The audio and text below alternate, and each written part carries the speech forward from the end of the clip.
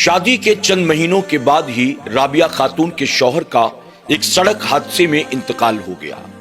جب شوہر کا انتقال ہوا اس وقت رابعہ حمل سے تھی۔ شوہر کے انتقال کے بعد رابعہ کے گھر ایک بیٹے کی ولادت ہوئی۔ رابعہ اکیلی تھی، گھر میں ان کے سوا دوسرا کوئی نہیں تھا۔ رابعہ نے جیسے تیسے اپنے بچے کی پرورش کی۔ وہ لوگوں کے گھروں کے کام کاج کر کے اپنے بچے کو پروان چڑھا رہی تھی، اسے پڑھا لکھا کر ایک بڑا انسان بنانا چاہتی تھی۔ رابعہ کو کئی لوگوں نے مشورہ دیا کہ رابعہ ابھی تمہارا بچہ چھوٹا ہے، پہاڑ جیسی زندگی اکیلے کیسے گزارو گی، کیا ہی بہتر ہو کہ تم دوسرا نکاح کر لو۔ لیکن رابعہ نے یہ کہہ کر انکار کر دیا کہ ممکن ہے میرا دوسرا شوہر میرے بیٹے کو قبول نہ کرے، پھر ایسے میں میرے بیٹے کا کیا ہوگا۔ میں اپنے بیٹے کو اپنے شوہر کی آخری نشانی سمجھ کر اپنے پاس رکھوں گی، میں اسے پالوں گی پوسوں گی، بڑا انسان بناؤں گی اور اسی کے سہارے میں اپنی زندگی کو گزار دوں گی۔ رابعہ محنت مشقت کر کے اپنے بچے کو پڑھاتی لکھاتی رہی، یہاں تک کہ وہ اچھے نمبروں کے ساتھ ہر امتحان پاس کرتے کرتے کالج میں چلا جاتا ہے اور کالج میں پڑھائی مکمل کرنے کے بعد وہ ایک جگہ اچھی نوکری پر لگ جاتا ہے۔ اب اس نے کمانا شروع کر دیا تھا۔ رابعہ کا بڑھاپا آ چکا تھا اور رابعہ اپنے بیٹے کے سہارے اپنی زندگی گزار رہی تھی۔ رابعہ کا بیٹا جب اچھا خاصا کمانے لگا تو رابعہ نے چاہا میں اپنے جیتے جی اپنے بیٹے کی شادی کرا دوں تاکہ موت آنے سے پہلے میں اپنے پوتے پوتیوں کا بھی منہ دیکھ سکوں۔ بڑے ارمانوں کے ساتھ رابعہ نے ایک لڑکی کے ساتھ اپنے بیٹے کا نکاح کرا دیا۔ زندگی چند دنوں تک اطمینان و سکون کے ساتھ گزرتی رہی، گھر کا ماحول بھی بڑا خوشگوار تھا۔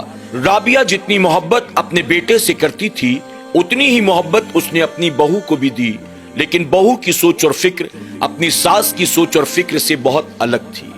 وہ اپنے شوہر کے ساتھ اکیلے زندگی گزارنا چاہتی تھی۔ چند دنوں کے بعد جب رابعہ کا بیٹا دن بھر کا کام سے تھکا ماندہ گھر واپس آتا ہے تو اس کی بیوی کمرے میں اسے بٹھا کر اس کی والدہ کے خلاف یعنی رابعہ کے خلاف اپنے شوہر کے کان بھرنے شروع کر دیتی ہے۔ رابعہ کے بیٹے نے اپنی ماں کے خلاف جب یہ باتیں سنی تو وہ خاموش رہا۔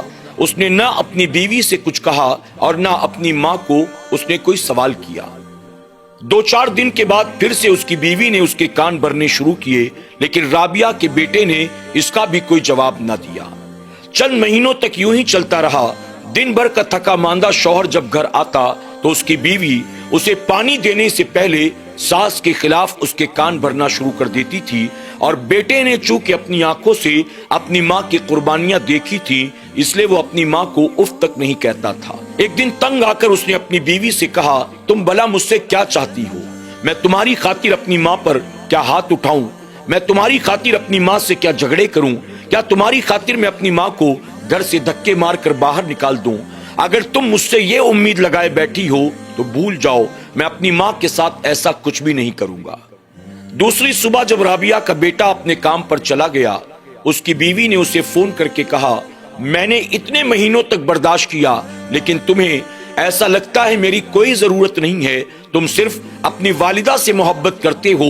میں تمہارے ساتھ رہوں نہ رہوں، میں خوش ہوں کہ کسی طرح کی تکلیف میں ہوں، اس سے تمہیں کوئی فرق نہیں پڑتا تو ٹھیک ہے، اپنی زندگی اپنی ماں کے ساتھ گزار لو۔ میں مائکے جا رہی ہوں، اب یا تو اس گھر میں تمہاری ماں رہے گی یا تو میں۔ اب اس گھر میں جب تک تمہاری ماں موجود ہے میں اس گھر میں قدم نہیں رکھوں گی۔ یہ کہہ کر اس کی بیوی اپنے مائکے چلی گئی۔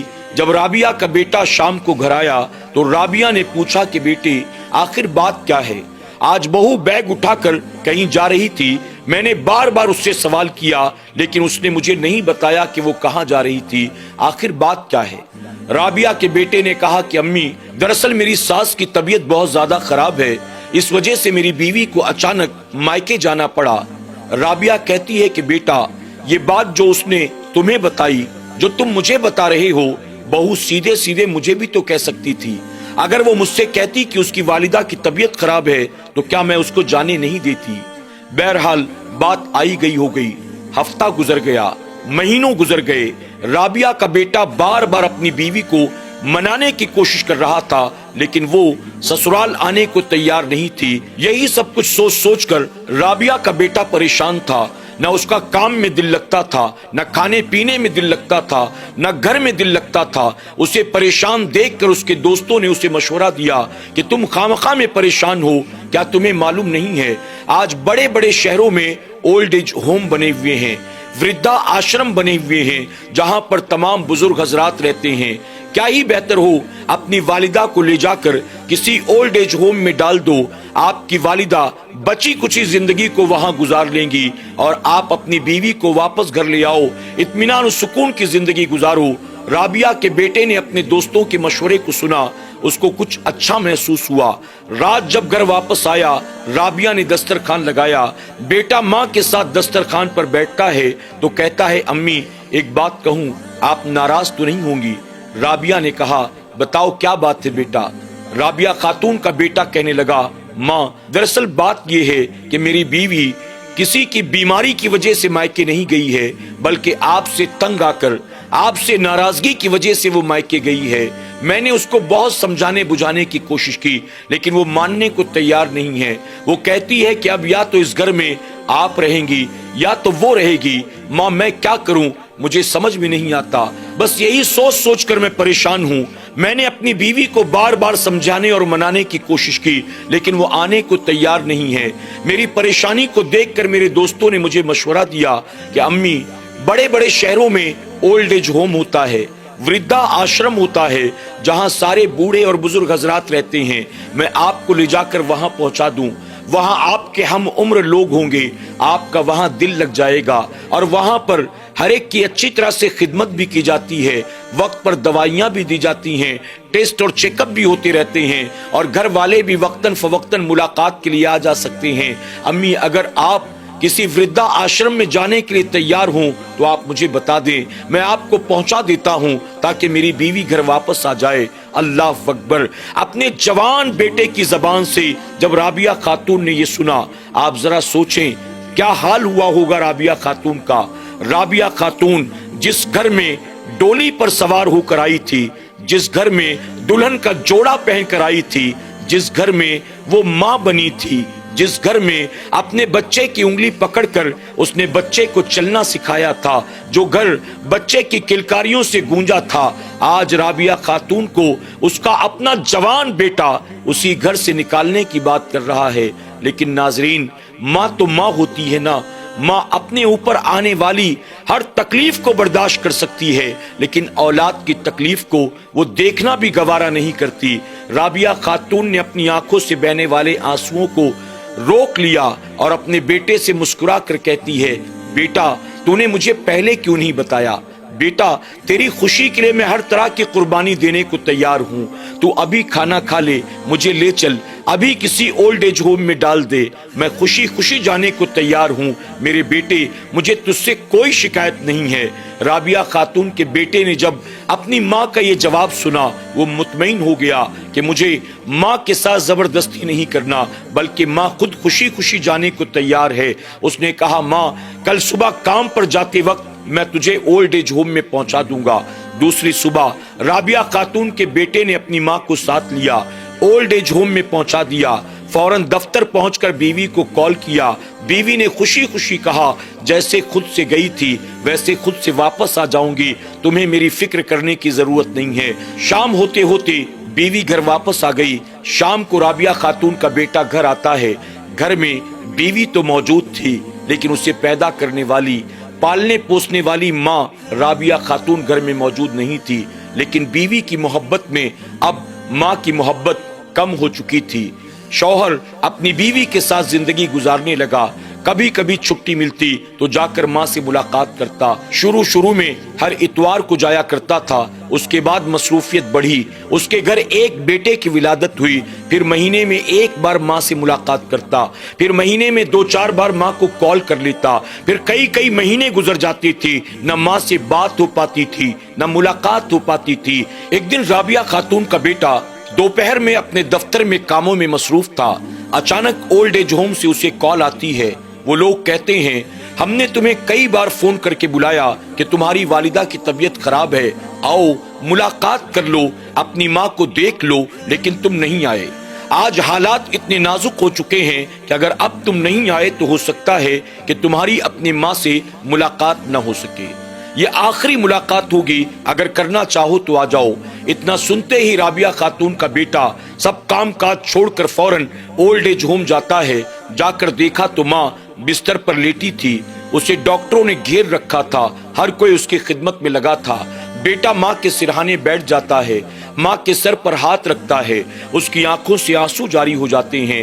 اسے وہ دن یاد آتے ہیں جب ماں نے اسے گود میں کھلایا تھا، انگلی پکڑ کر چلنا سکھایا تھا. ماں جس طرح اسے اسکول لے جاتی تھی، ماں نے جیسے اپنے شوق اپنا پیٹ کاٹ کر اپنے بیٹے کو پڑھایا لکھایا تھا. ساری قربانیوں کے مناظر بیٹے کی آنکھوں کے سامنے تھے، لیکن اب بہت دیر ہو چکی تھی. روتے روتے بیٹا کہتا ہے، ماں مجھے معاف کر دینا. ماں تیرے حقوق میں ادا نہ کر سکا، میں تیری خدمت نہ کر سکا، میں نے بڑھاپے میں لا کر تجھے یہاں ڈال دیا. ماں مجھے معاف کر دینا. اپنے بیٹے کی آنکھوں میں آنسو دیکھ کر رابعہ خاتون بھی رونے لگی اور کہتی ہے، میرے بیٹے، کون کہتا ہے کہ تو نے میری خدمت نہیں کی؟ کون کہتا ہے کہ تو نے میرا حق ادا نہیں کیا؟ جو کچھ تجھ سے بن پڑا تو نے میرے لیے کیا ہے. میرے بیٹے، کیا تو میری ایک اور خواہش کو پورا کر دے گا؟ رابعہ خاتون کے بیٹے نے کہا، امی آپ جو کہیں میں کرنے کو تیار ہوں. رابعہ خاتون کہتی ہیں، بیٹے یہاں لوگ زیادہ ہیں اور یہاں پنکھے کم ہیں. گرمی کے موسم میں پنکھوں کی کمی کی وجہ سے گرمی کی شدت بڑھ جاتی ہے. اگر میرے بیٹے تو چند پنکھے یہاں اپنی طرف سے لگوا دے تو بہت اچھا ہوگا. یہ سن کر رابعہ خاتون کے بیٹے نے کہا، امی اگر آپ کی خواہش ہے، آپ کا حکم ہے، میں پنکھے لگوا دیتا ہوں. لیکن ان پنکھوں سے امی اب آپ کو کیا فائدہ ہوگا؟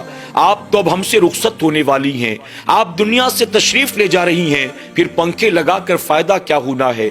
ماں نے کہا، بیٹا تجھ سے کس نے کہا یہ پنکھے میں اپنے لیے لگواتی ہوں؟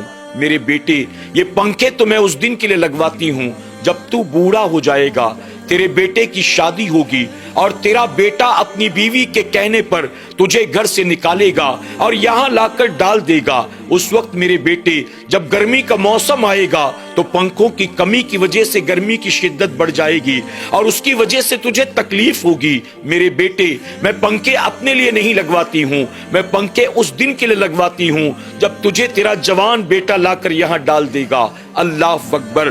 ماں کی زبان سے جملے سنتے ہی بیٹے کو اپنی غلطی کا احساس ہو چکا تھا، لیکن اب بہت دیر ہو چکی تھی. اب سوائے رونے، پچھتانے اور ہاتھ ملنے کے وہ کچھ اور نہیں کر سکتا تھا. ناظرین اکرام، آپ ذرا غور کریں، آج کی اس کہانی سے سبق حاصل کریں. ماں باپ اپنی اولاد کی خاطر کتنی قربانیاں دیتے ہیں اور اولاد اپنے ماں باپ کے ساتھ کیسا سلوک کرتے ہیں. یقیناً ماں باپ اللہ کی بڑی عظیم نعمت کا نام ہے. ہمیں اور آپ کو چاہیے اپنے ماں باپ کا احترام کریں، ان کی خدمت کریں، ان کا حق ادا کر کے انہیں راضی کرنے کی کوشش کریں. اللہ اپنے محبوب پاک کے صدقے ایسی کہانیوں سے ہمیں آپ کو سب کو سبق حاصل کرنے اور اپنی زندگیوں کو بدلنے کی توفیق عطا کرے. آمین یا رب العالمین.